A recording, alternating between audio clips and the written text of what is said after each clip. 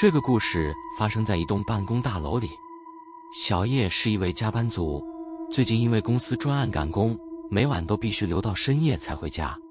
某天，小叶又像往常一样加班到凌晨才收工。当他准备搭电梯下楼时，整栋办公室已经一片漆黑。他疲倦地按下电梯按钮，电梯门慢慢地打开，里面空无一人。小叶走进电梯，按下1楼。电梯开始缓缓下降，显示屏上的数字依次变化。然而，当电梯到3楼时，突然停了下来。小叶疑惑地望着显示屏，心里嘀咕着：难道电梯故障了吗？这时，他突然想起一个同事曾经提过的一个传闻：若在午夜时刻不小心按到4楼，电梯就会带人到一个不存在的楼层，第4层。这层楼只有半夜才会出现。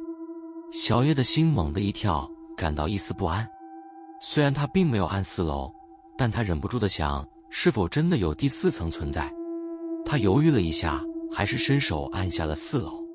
瞬间，电梯门再次缓缓关上，竟然真的朝4楼上升。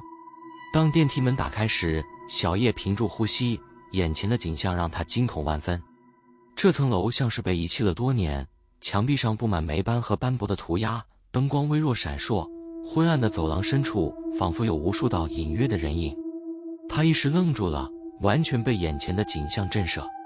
就在这时，他听到身后有脚步声，他猛然回头，看到一个模糊的黑影站在电梯口，离他只有几步之遥。那人影低着头，脚步缓慢而沉重，似乎正向他靠近。小叶吓得浑身发抖，急忙按下关门按钮。门在最后一刻才合上，将那个黑影隔绝在外。电梯开始迅速下降，他的心跳几乎停止了，直到电梯门再次打开，他才疯狂地跑出电梯。第二天，小叶告诉同事这件事，但大家都不相信，认为他是太累而出现幻觉。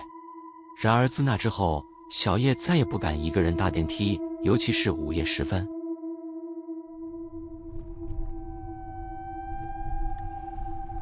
在一个夜晚的郊区道路上，阿昌是一名计程车司机，他经常接晚班，跑一些郊区和偏僻路段。某晚，阿昌的车正行驶在一条昏暗的山路上，车内音乐轻轻播放着，唯有路灯稀疏地亮着，周围一片静寂。忽然间，他看到前方路边站着一位白衣女子。女子面无表情，低着头，看起来有些奇怪，仿佛在等待着什么。阿昌有些迟疑，但还是停下车，问她要不要搭车。女子缓缓点了点头，默默坐上了后座。女子上车后并没有说出目的地。阿昌问了几次，她都只是指着前方，示意他继续往前开。阿昌感到一丝不安，但还是照做了。车窗外的夜色越来越黑暗，周围的景色变得陌生而诡异，让他有些心神不宁。开了大约半小时后，女子突然说：就在这里，停下吧。阿昌停好车后，回头准备和他收取车资，却发现后座空无一人。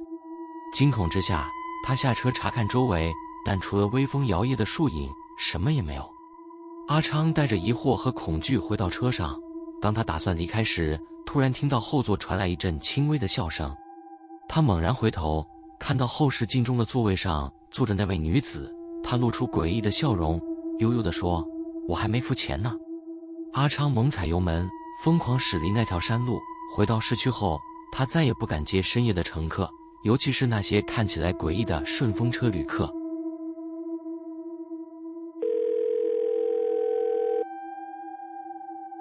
这个故事发生在某个午夜时分。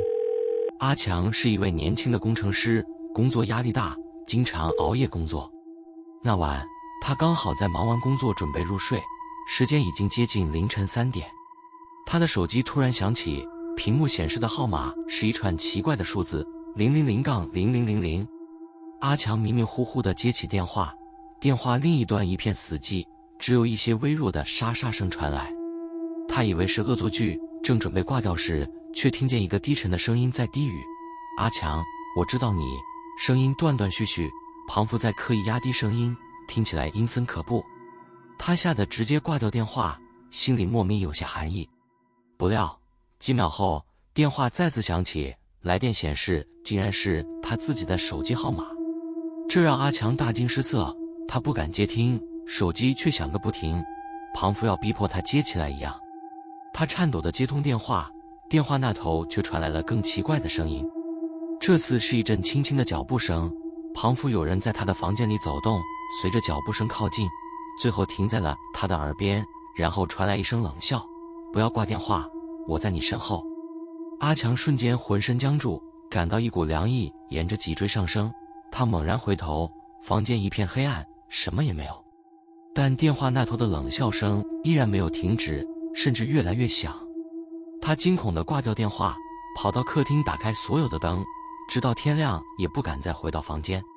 第二天，阿强去查询通话记录，却发现手机里根本没有接到任何午夜来电，他的手机号码也从未拨打过电话，庞父一切只是场梦魇。然而从那天起，他总感觉到在夜深人静时，身后似乎有双眼睛注视着他，这让他整夜辗转难眠。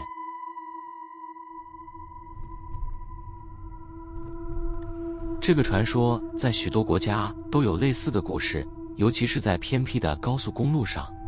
故事的主角是一位年轻司机小明，他经常开长途车往返于城市和郊区之间。有一次，他在深夜独自驾驶，经过一段荒凉的高速路段，路上几乎没有其他车辆。这条路上的灯光稀疏，车窗外是一片漆黑的山林，偶尔会看到一两个指示牌在黑暗中闪烁。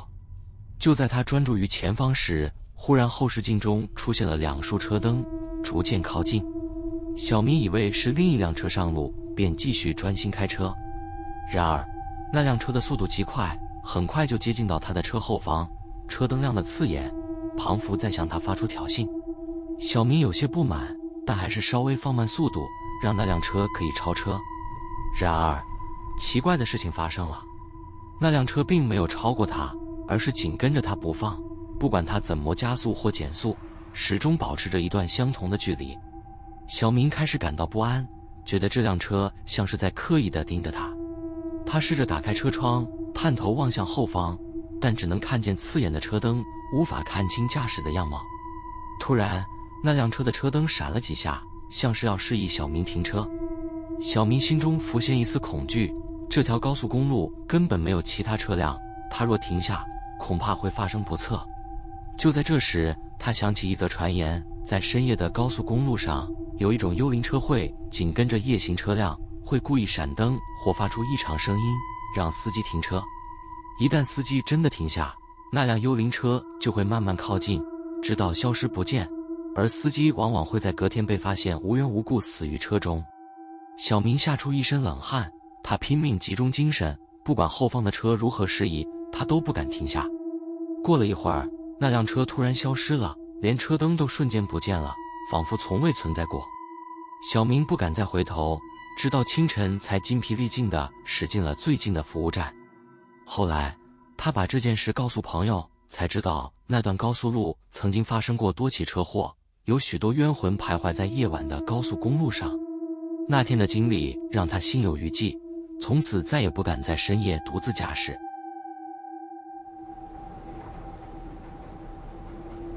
接下来最后一个都市传说源自于一个购物中心，传闻说这家商场里有一台异常的自动扶梯，专门连接地下一层和地面楼层。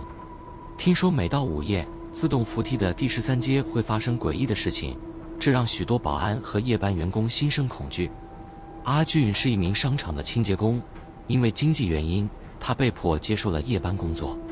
刚开始几天一切正常，直到某天夜里，他听说了自动扶梯的第13阶传闻。据说，这部扶梯的第13阶并不是单纯的台阶，而是通向某个未知空间的入口。若是午夜在第13阶停留，扶梯会自行停止，周围的一切会变得异常安静，像是进入了另一个世界。阿俊听了只是一笑置之，认为不过是同时间的恶作剧。然而，一次意外让他亲身经历了这个传说的恐怖。那晚，他照例在商场打扫，当他清理到扶梯附近时，突然停电了，整个商场陷入黑暗。阿俊拿出手电筒，正准备沿着扶梯走上去，突然见扶梯竟然自行启动。他感到不安，但还是踏上了扶梯，想着尽快清理完好回家休息。当他走到第13阶时，扶梯忽然停了下来，周围的黑暗仿佛更加浓重。这时他隐约听到一阵低语声，像是有人在远处说话，但又听不清内容。他的手电筒忽明忽暗，扶梯下方似乎有一个模糊的人影，正缓缓地向他靠近。